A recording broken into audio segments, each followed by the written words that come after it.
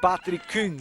Zaželimo zdaj srečo našemu 29-letnemu smukaču, ki nas je razveselil na svetovnem prvenstvu Garmisch-Partenkirchenu s 6. mestom. Včeraj je bil nekoliko slabši, 12. toda začel je odlično, 2 desetinki boljši od Künga.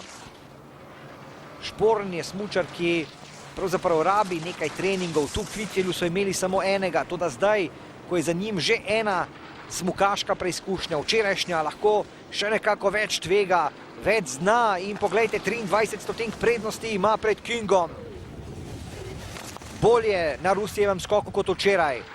Andrej Šporn zdaj vse obrača sebi v prid.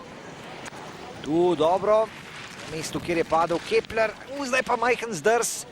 Potegnilo ga je navzdol, izgubil je idealno smer in zato ima samo še 2 stotinki prednosti.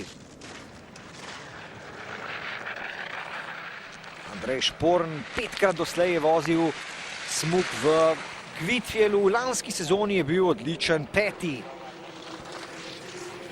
3 stotinke ga zdaj ločijo od Künga, ki čaka v cilju, ali bo vodilni tudi po nastopu Andreja Šporna. Vse bo zdaj odvisno od tega dela.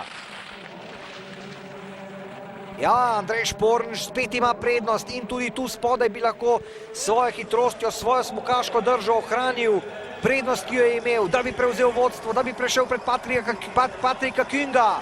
Andrej Šporn še nekaj metrov za Šporna, Šporn je v cilju in prvi je. Andrej Šporn je prevzel vodstvo.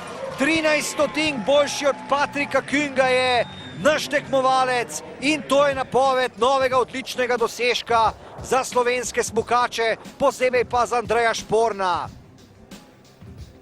Nekaj napak je še bilo. Če bi jutri tu imeli še en smuk, potem bi bil Andrej Šporn